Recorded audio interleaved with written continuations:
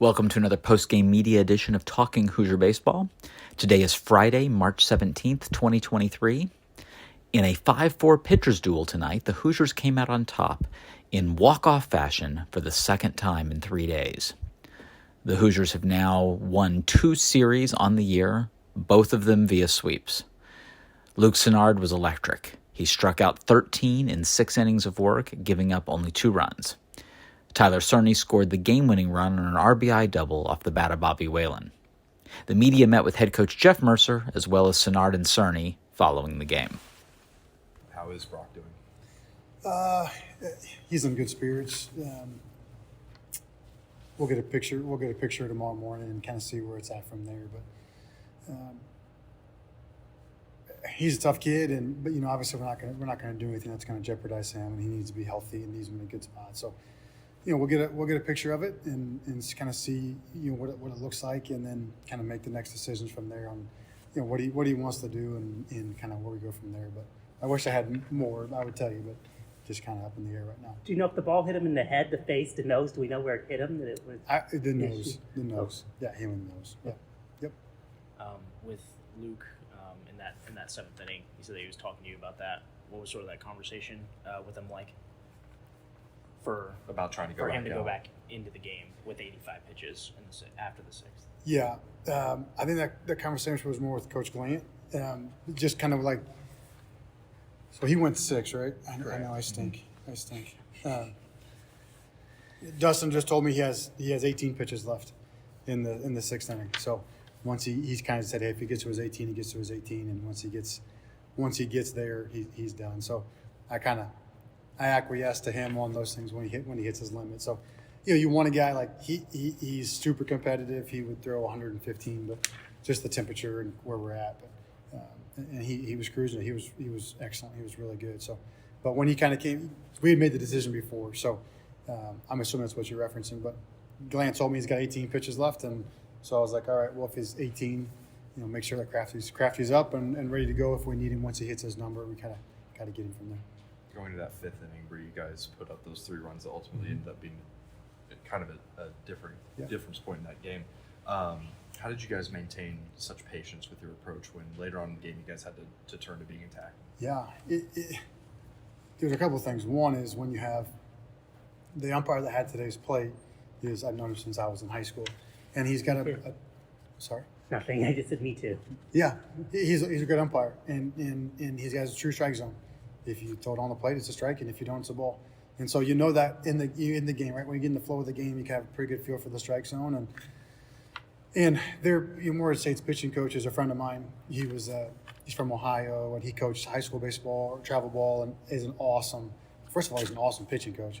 Second of all, he's an awesome guy. And we had talked earlier and looking at their numbers, so I want to be complimentary because they did a great job pitching. But they have walks. Walks are a thing, right? So we knew going into it with Heron and then with Helton. Actually, funny thing is, my mom had Luke Helton in class in high school, so she taught him in high school, and so she was asking about him last night. He did a great job, but we knew that walks were a thing that they had battled, and they have good stuff. I mean, real sinkers like the low slot sink, and they executed pitches. I mean, pressure, but it was essentially like you have to not see a strike, but you got to get him in the zone, and you got to make sure it's something you can handle. Because when you have pitches like that you're looking at like 20 inches horizontal, 0 vertical. I mean, like real sinkers. You have to get them on the plate. You have to get them out over the plate. So you're really hunting. If you're right-handed, you're hunting like 3, 4, 5, 4, 5, 6. Like you got to get them out over the plate to where he even comes back. And so pretty much told him if it doesn't start 4, 5, 6 or 3 or beyond, then you have to take out a hand because it's going to be in. And then in a tougher time getting to their glove side, bringing the sinker back. And once you kind of saw he was running the gas a little bit, he lost his ability to really command it. And then you have to hold your ground. And we talk a ton as an offense is when a guy's struggling, you have to get out of his way. Just get out of his way. If they're not playing defense, if they're walking guys, get out of their way. And early in the season, we didn't do a good job of that. We didn't get out of guys' way when they were trying to hand you walks, hand you free bases, hand you runs. And today we did a good job of that. It wasn't going to be the wind's blowing in and it's cold and you got sinker ballers on the mound and it's going to be a really hard day to score a bunch of runs. So you're going to have to be patient. You're going to have to get them in the zone when he commanded it early, I was a little bit nervous, just because you know the stuff and you know what he's going to do, and it's a ground ball guy. And we've hit into a bunch of double plays, so I was concerned about that at the beginning of it, at the onset. But I had hoped that you had initially hoped the second time through the lineup that maybe they would lose control a little bit, and he didn't. And then I hoped the third time through the lineup, and then their left fielder made a great catch on the line, the line drive by Glasser, and then Pine doubles, and you're like, okay, here. So we started doing more fake breaks and fork balks, and we tried to create some action without, like kind of low risk, high reward action where we can't run into outs, but we also have to create some just a little bit of anxiety. And then we got to him, eventually, and it would have been nice to throw a ball, in the gap somewhere, throw a single in the 6 hole or something, but we just weren't able to do it. Took a shot there with Hunter. Hunter's been sick the last 2 days, and just kind of asked him if there was a chance for him, if he could pinch hit. And, he just needs to keep that ball on the ground. He tried to get it up, and when you try to get sinkers up, you get what you get. You get soft fly balls. So you just have to take what they give you. And today was some free bases in that inning, and then try to get that guy out of the ball game. Because when like Luke today, right, a walk and a 2-run homer. But besides that, they're not giving you anything. Like the guy's having his day, and their pitchers had their day today. I mean, that's a reason that they lose that Saturday doubleheader 6-0 and 6-3 at Tennessee, which is one of the best offenses in the country, with the wind blowing out. And it was going to be one of those pitchers' days. Combined, you were able to maintain composure again, even after you talked about in the 5th inning, but when Brock got hit in the nose and he was down multiple times, how were you able to maintain composure there, for Cerny to get the hit, even after switching positions and then getting the game-winning hit and maintaining composure there? It's something we've talked a ton about, and we've played a bunch of close games. I would, as a hitting guy, I would love for our offense to go off like it did yesterday, and I think we're capable of doing that any day, but it just hasn't.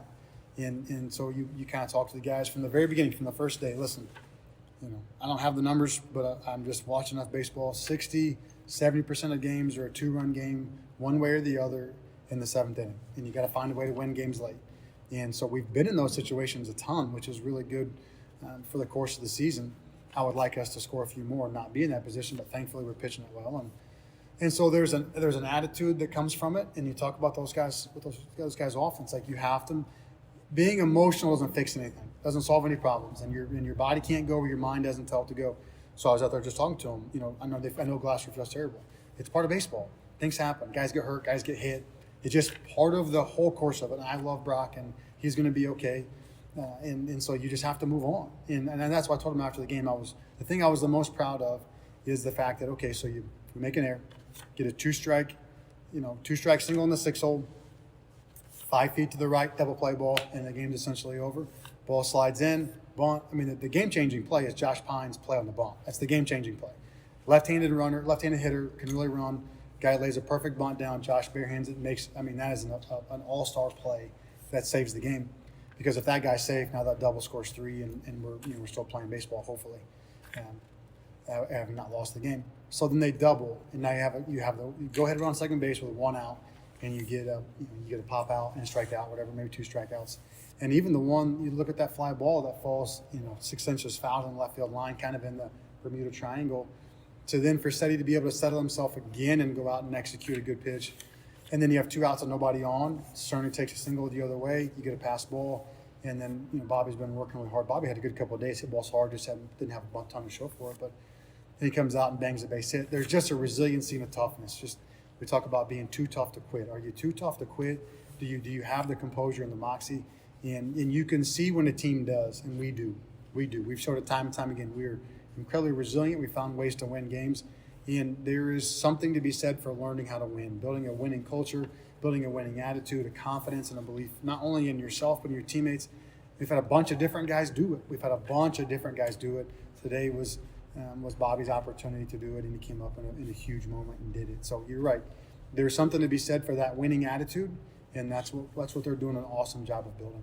Luke has shown that he can consistently give 5 or 6 innings, 85 pitches, tons of strikeouts, few runs. Yeah. It seems like a really like a gem from the transfer portal. Yeah. What is the most interesting part of his process from Western Kentucky to landing here?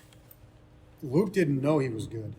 That's, I think, probably the most incredible thing that, when we first came in and you're looking at the metrics and the profile and all these different things, and I think he had like a 7 ERA last year. It wasn't like he had these incredible numbers, but the physicality, the profile, and the metrics, we changed his pitch usages, and they relied more heavily on the cutter, and so it was like conversation. It was like halfway through the fall, Coach Glenn kind of brought him in, and we talked about beforehand and just said, I don't know if you know this or not, but like, you're incredible. Like, you have an opportunity to be special and to do really special things at Indiana and beyond.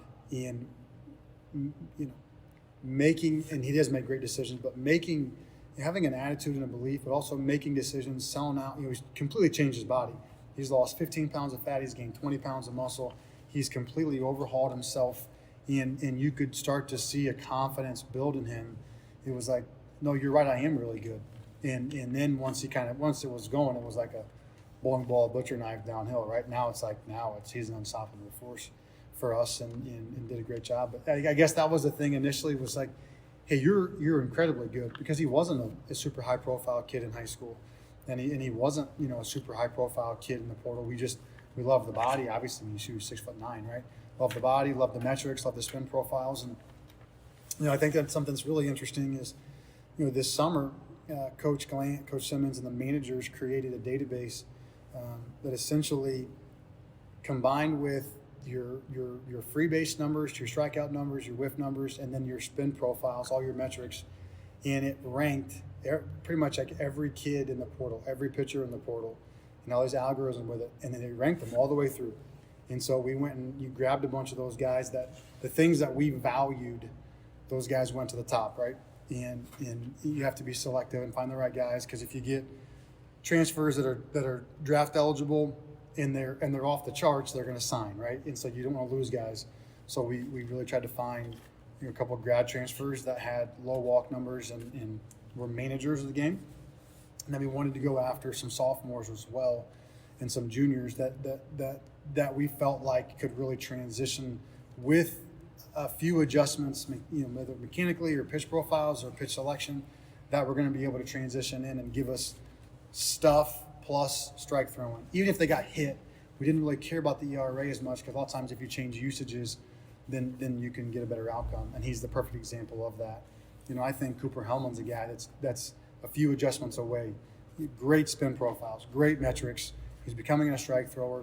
You got to make a few probably mechanical adjustments, but I think he's 1 or 2 adjustments away from really going. He's had great stuff in the past, and Luke was another one as well. That's a great question. And sort Oh, no, go ahead. and sort of just to go along with that, Yeah. Luke has the energy, with that starter energy, like he's Yeah. going to go through three Yeah. times the lineup Yeah. and he doesn't care. Yeah. Has that always been inside him, and if not, Yeah. when did you sort of see that progression of that building? I think it's been in him. I think sometimes you just have to have somebody breathe life into it. Coach, I'm going to word this correctly. Coach Glant will always talk about pitchers that dislike hitters. Like, do they dislike them? Do they love the moment? Do they love competing? Is there like a grudge? Do they carry a grudge? Do they pitch with an attitude? And it was a couple weeks into the fall, and he was like, I think Luke hates hitters, you kind of thing. and I don't want to make a headline with, but it's like, I really think he dislikes hitters, and you can see it the way he pitches, his attitude, and a lot of times you just need somebody to breathe life into you. And Coach Glant is a wonderful pitching coach, and and Coach Glant has an attitude. There's an edge, right? There's some. He is brutally honest. It is just the facts, man. He's going to tell you just what he thinks, and I think that, knowing that he's not going to sugarcoat anything, when he tells you, you're special, do you know you're special? I think that breathes life into you, a little bit of confidence, and you give someone that's as talented as he is, which he is incredibly talented, and you give him some confidence and belief, and you breathe life into him, and you make a few adjustments, and it's like, no, you're right, I am really good, and he's done that. It was pretty early on in the fall that we thought, man, we think we got one here. And again, he was always talented. He always said good stuff. He was a good pitcher. I don't want to seem like, we did this, overhaul, because we really didn't. But I think your job as a coach is to provide a development avenue and a development plan, and then to push them and be hard on them, but also when the time is right to breathe confidence into them and to tell them you believe in them. And if you lie to a guy early and you tell him like, hey, you're awesome, you got it all figured out, you're terrific, the kids eventually know that you're lying to them. You're just trying to build confidence. But if you're hard on them and you tell them the truth, hey, when you stink, you stink. Like, you stunk today. You were not any good. Like, your swings were bad, you're mechanically not right, whatever it is. If you're pitching and you stink, like, someone needs to tell you that wasn't very good and that wasn't good enough and you're better than that. But when you're hard on them and then the first time you tell them, like, that's really good and I believe in you, I think it carries more weight. And I think that's what you're seeing with Luke too. Fun question. Did you fill out a bracket this weekend for NCAA, and how happy are you for the series to be over so you can watch IU and watch the rest of the tournament if you're into that at all? It's funny. I haven't filled out a bracket since I was probably in high school. I always think about doing it, and then it's always this time of the year, and you're looking at numbers, and it's like, oh yeah, the tournament starts. And then I'm like 3 games late, and I'm like, it's fine. Coach Simmons was telling me today his bracket got blown up by somebody, and I said, well, I didn't even fill one out, so don't feel too bad. But no, I didn't. But I am super excited to watch the game tonight. I'm not a night owl.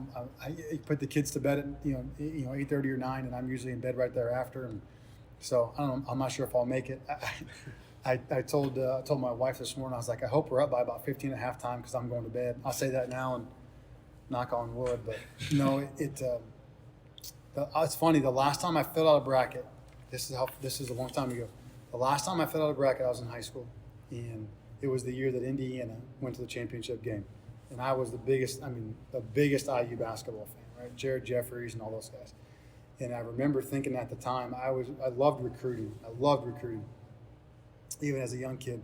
And I remember thinking, Jared Jeffries is going to sign. He's going to lead and go pro after this year. So this is our year to make a run if we're going to make a run because we had the shooters. And so I filled out a bracket. And then I was in like one of those student groups that we did some work with the community. And so I remember I filled it out, and then, I picked Indiana to win it because obviously I'm an IU guy. And I ended up winning it. Like, I won through all my class, and I was, talking crap and rubbing their noses in it.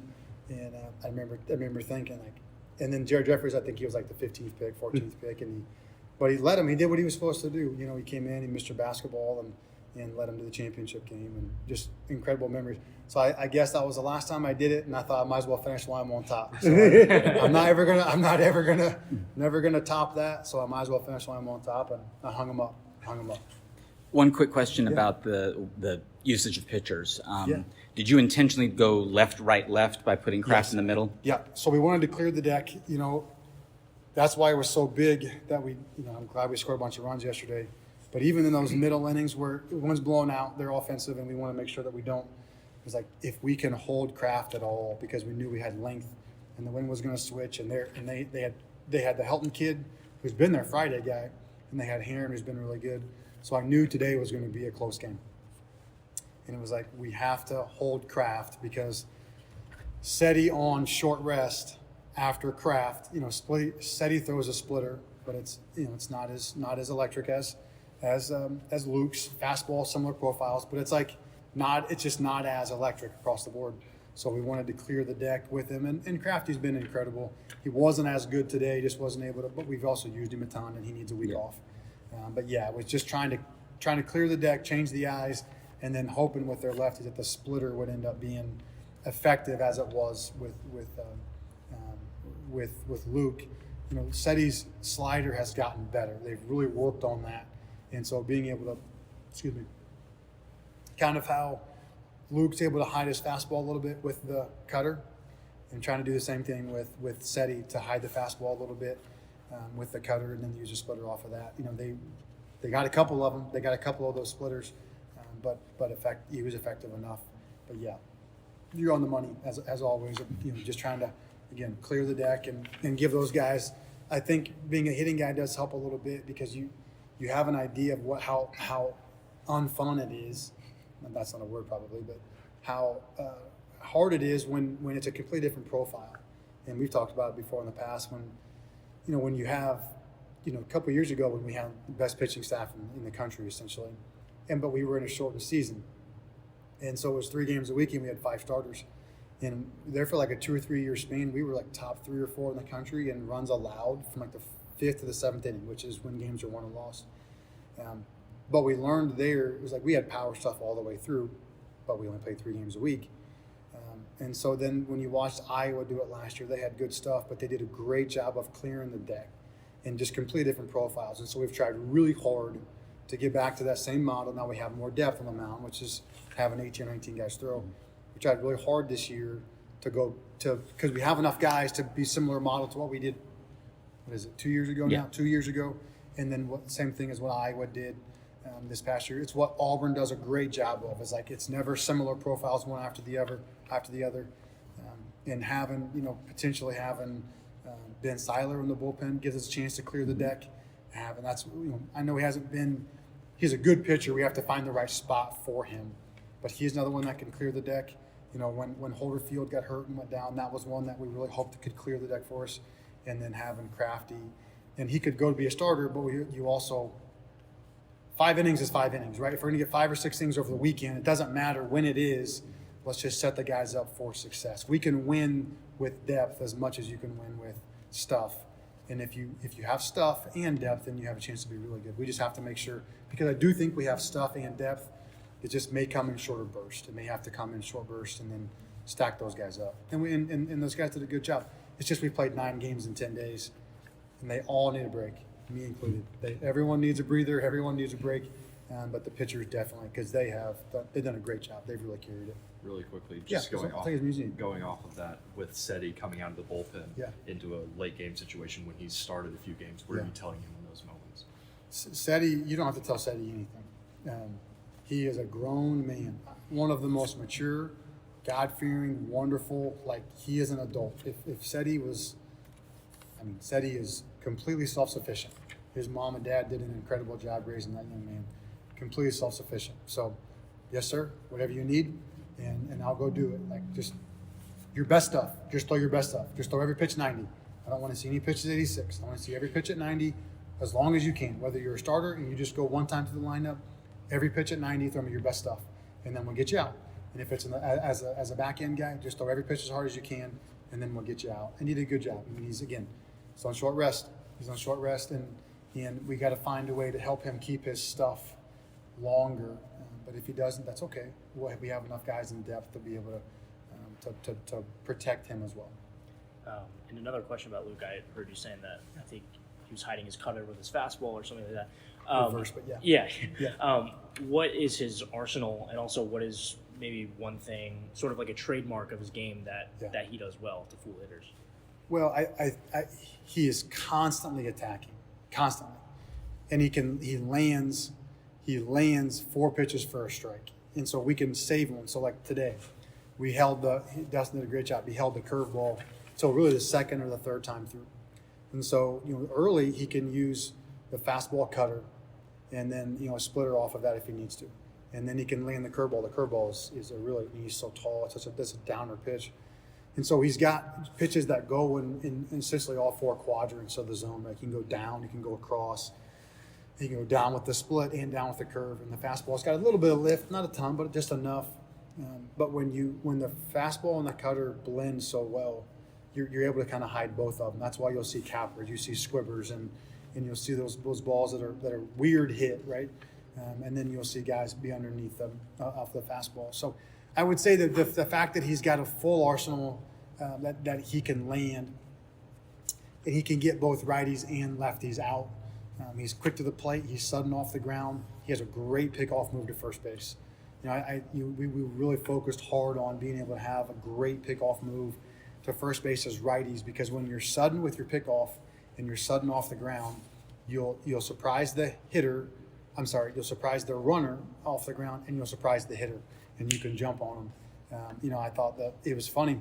The lefty that homered off of him, he has had almost no at-bats, or maybe very, very few. And we did a slide step first pitch, and it almost sped him up, and he homered it. That never happens, right? It always works the opposite way. It's low at-bat, slide step with the guy that's really sudden off the ground. He's a 1-1 to the plate, 105 to the plate. Usually we're trying to get a foul ball. We're trying to get weak contact, fly ball the other way, be sudden on him, and he just ambushed it and homered it. So, all the best laid plans often go awry. But I would say that the trademark for Luke is his mentality. He is aggressive. He is going to come at you. He'll get his fastball to both sides of the plate. He'll go into righties, and he doesn't. Some guys, it's like you call a fastball in, and righty will cut it over the middle, and the ball gets hammered, and it's like, we can't go inside because it's like, no, you didn't throw your fastball inside, right? If he hits you, he hits you, right? He's not afraid to get in. He'll get in and up with his fastball, and so he'll press you back off the plate, and the cutter's away. And so I know I gave you like 4 things, but he does all those things. I just think his attitude, his aggressiveness, his mentality. I mean, he's a freight train. He's a freight train, and he is uber competitive. And now he's confident. And you put those things together, and the guy homers, and it's like bang bang, strikeout, inning over. Where you see guys all the time, it's like guy homers. Oh, poor pity me! I can't believe he did that. That's whatever.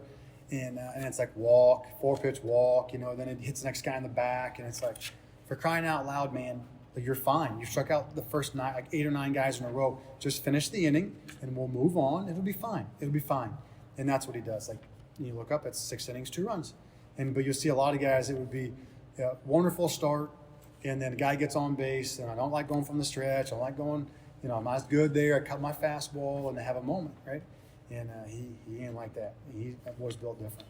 He did mention that he said he was more comfortable in the stretch. So hey, I mean that's a good thing for a starting pitcher because you're going to have to be able to give it length. And again, credit to Coach Glant.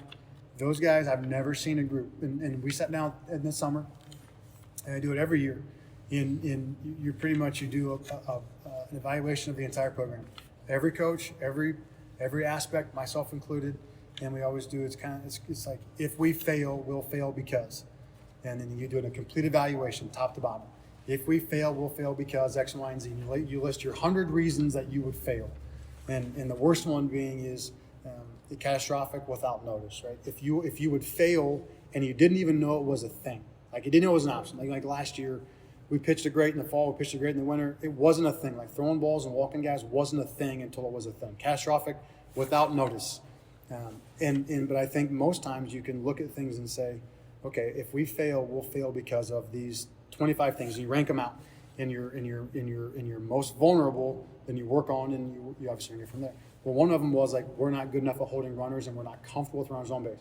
And the most important pitches thrown are pitches with runners on base. Solo homers don't win and lose games. They're 1 run, and so you don't worry about it. But pitches with runners on base has to be a primary function. And so we spent literally the first 6 weeks. Everything we did was pitch to first.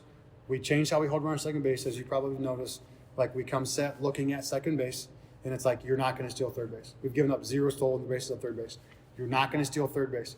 And so we come set looking at second base, and then the infielder releases. I don't care if you print it because you can't do anything to stop it. Doesn't matter because we have inside moves and spin moves.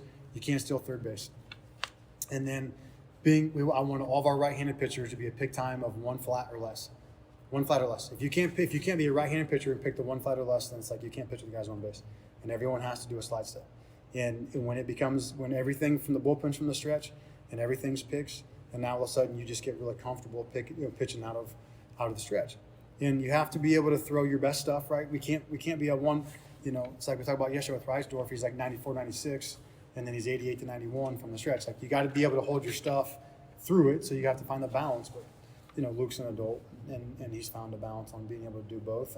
And it's, I think we've sold like 25 bases, 23 or 25 bases, like 23 for 27, and our opponents are like 7 for 12, something like that. It's like it's not. Last year was a complete inverse, right? And so again, we made an adjustment. And a guy like Luke is again being athletic and sudden and confident. And once you are driven into that, it's like you're going to be really good at this, or you're not going to pitch, and then you get really good at it. And he's made a living at it. So just limiting damage, limit the innings, It's like what is it? The statistics are if you score 5 runs or more in an inning, you win like 70% of the games. If you score, 5 runs or more inning and then 1 more multi-run inning, you win like 80 or 90% of the games, right?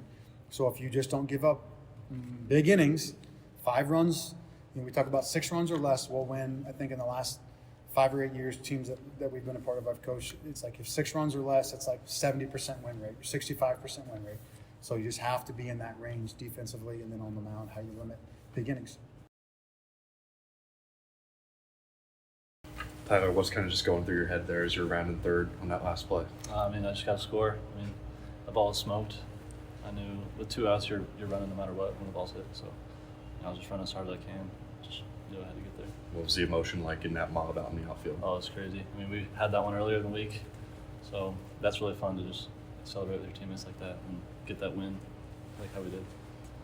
Seemed like some of the guys were coming out of the dugout a little bit early as you were rounding third. Did that give you any added motivation to score? I don't really notice them, getting out there early. I'm just focused on getting to the plate, but I can hear them, get on, small Cerny. So that gives me the extra motivation to run a little harder. So Another strong outing for you. Just what was working for you on the Monday? Really, I just had location today. I just pounded them early, went strike, first pitch, probably, I would guess 70% of the time. Got ahead real early and made them afraid. I made them, can't even think of the word. I made them, I was on the attack, so they were on the defense, basically. For you, Tyler, is that fifth inning turned out to be key. You guys were patient. You took those multiple walks in a row. If you hadn't been, it would be a very different game. So can you talk about the fifth inning offense, which was all about the patience? That was a real big inning for us to get to Heron on the mound there. We were just getting him into the zone. We weren't swinging at bad pitches like chasing or anything. So that was really good for our confidence going later into the game to get those runs. Luke, what did you tell yourself after you allowed that home run? Of course, the wind was going out that way, but you seemed to bounce back really quick. I didn't really think about it. Wiped it immediately. They happened. Just got to flush it. It was a decently executed pitch. He just got to it. But that's about it. Tyler, going back to that approach, the patience kind of paid off, but at the same time, in the late innings, you had to attack when all of a sudden the game was tied. How did you guys kind of manage that shift? Towards in that last inning, we needed to score that run to win. We wanted to end it right there. So, our first 2 batters got down. So I just was trying to, keep the inning going, get to first base. That's what we've been preaching in the dugout, in the locker room. Just get to first. And then Bobby had that great at bat to send me in. Luke, you only faced one batter with a player on base today because you had the walk, which was followed by the 2-run homer, and then the other guy got thrown out on the double. What was that like, having to only have to pitch one batter with a runner on base all day? Well, honestly, I feel the most comfortable out of the stretch, so it felt really good. Out of the windup, I feel like I have the most command, and I just dominated out of the windup, and yeah. You maintained your velocity through most of your outing, which of course is really key. It's kind of why you've been the most successful starter from this perspective. What have you done to maintain that throughout your outings? Yeah, so in the dugout, my routine is usually I sit there until there's 2 outs, and then I'll get up, and we have a plyo ball that I just throw against the wall. Usually gets me warm right before I go out there because we only get 5 throws. And I try to do that every inning, and I go out there like it's my last inning every time, and I just give it 100%. So. Was there any conversation with Mercer to try and go back out there for that 7th inning? I tried to go back out there, and I got told no. I guess maybe because I got moved up a day. Went 84 last week, went 84 this week, and want to push it in the cold too. Did the 30-minute delay impact your warm-up at all, your initial preparations? Not really. I adjusted to it. I hadn't started throwing yet, so I just came in here, sat down, relaxed, then got back up, started throwing again. Tyler, on that pretty incredible play with Carter, did you have any idea where that runner was? I didn't think he was going to push it a second, so I turned back my head a little bit there to when the ball was thrown. I saw he was halfway to second base, and I almost thought Phil was going to cut it because I don't think he thought he was going to go either. But he let it go through, and I just picked it and just kind of dove to the spot in front of the bag and slid right into my glove. Obviously, with Brock's situation there at the end, it's a little bit scary, but you're also comfortable enough to move to first base in that situation. What does that say about your defensive versatility? Yeah, in the fall, Brock's pretty much obviously our best first baseman, and we don't have much after that. Primary position, that is. So Devin's been working there as long as me, and I've worked enough at it to where I'm confident I'm going to make the play. So, and then just having that experience too will help later on. With trying to go back out or wanting to go back out there for the 7th, were you aware that you were 3 strikeouts away from the single game record, or was that just not really a factor in your mind at all? Honestly, I had no idea how many strikeouts I had, but I would have been cool to go get that. Well, that'll do it for this edition of Talking Hoosier Baseball. Indiana gets 3 well-earned days off before a Tuesday home game at 5 p.m. versus the Indiana State Sycamores. See you at the BART.